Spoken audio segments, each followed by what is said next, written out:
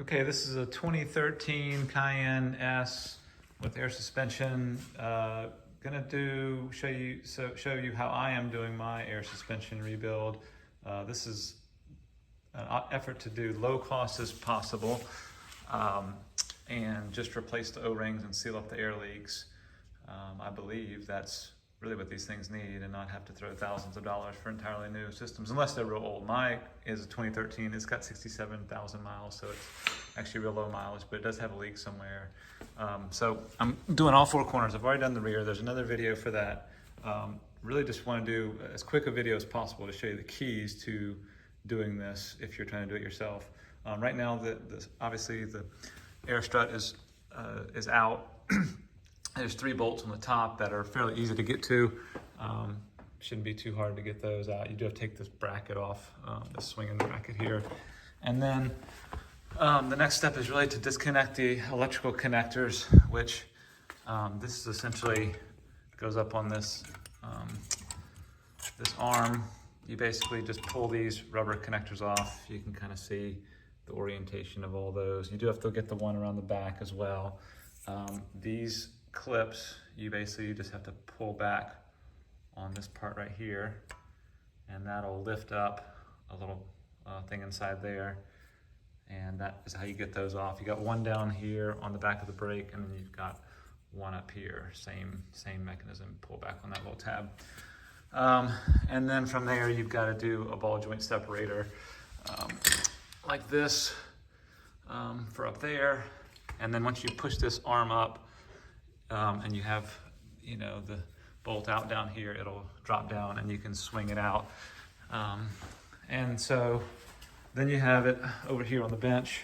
I've got it open. I'm not going to show you how to do a full rebuild. I don't like those 30-minute videos that take forever for this kind of stuff. Essentially what you've got here is you've got this strut mount, which is this rubberized material. It's actually rubberized all the way around, and it mates inside here on this machine surface in here, and it also covers up this O-ring right here, and those are the main sealing surfaces for these. So you put that on, twist it on, get over that O-ring, and then it's going to get clamped down by this top cover, aluminum top cover, and cinched down with these Torx head bolts. That's the main difference between the front and the rear on mine, is that this has basically these studs that come through for the front that go to the car, whereas the rear has actual bolts and these kind of seesaw mechanisms. Anyway, not a whole lot of difference between the front and the rear on mine. There's no O-ring here like I saw on some of the earlier versions. So really it's replacing this O-ring. Mine are, again, in pretty good shape, but yours may be different shape, but this rubber piece, I'm just putting some oil on. I actually use this Lucas engine oil stop leak, which is kind of a rubber conditioner. I've got a new O-ring here. There's the this valve up here, which is the check valve from the airline on the car. I've replaced the O-ring there. I'll show you the size of the O-rings in a minute. There's also another O-ring on the inside here. Let me see if I can show you this. I tried to do it on the other video. So I'll put a screwdriver inside there, and then let me see if I can push it with the screwdriver. You just have to push the little plunger out. There it is. And there's an O-ring inside there. And that one I didn't have a replacement for, so I just took it off and greased it, popped it back on. It's pretty easy. Let me show you the sizes real quick. So for this one on this shaft right here, it's a 14 by 2. I have a full line. This is just a set I got on Amazon. You can see the name of the set there. It's one of the top sellers, $21 on Amazon. For the check valve, this one right here, that's a 13 by 1.5. And then the one on the car, 11 by 1.5. That's the one on the airline on the car. That's actually up here that you have to disconnect as a part of the removal process. Let's see, where's it at? Here it is up here. So that's going to be on that one.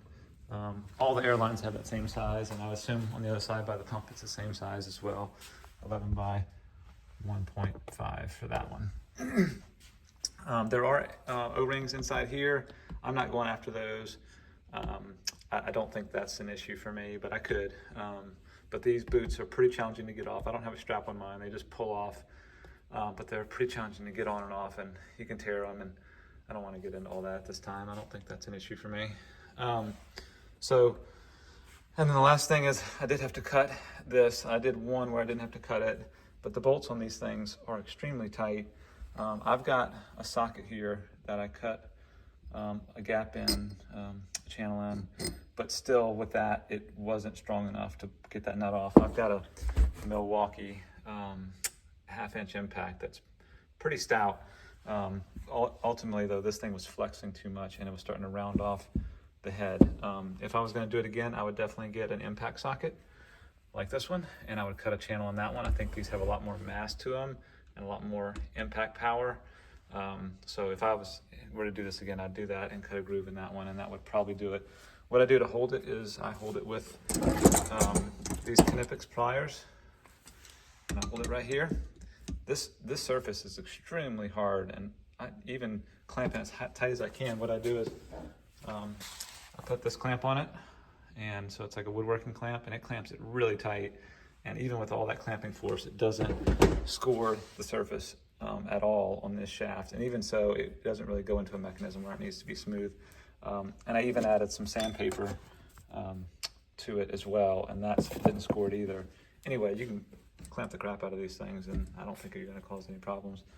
But even with all that clamping force, it was still spinning inside the wrench and with my impact.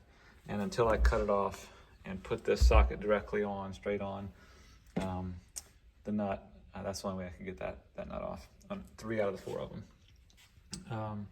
So I think that should be about it. Drop questions if you have any, and I usually answer them if they're reasonable questions in the chat or for the video. All right, good luck everybody.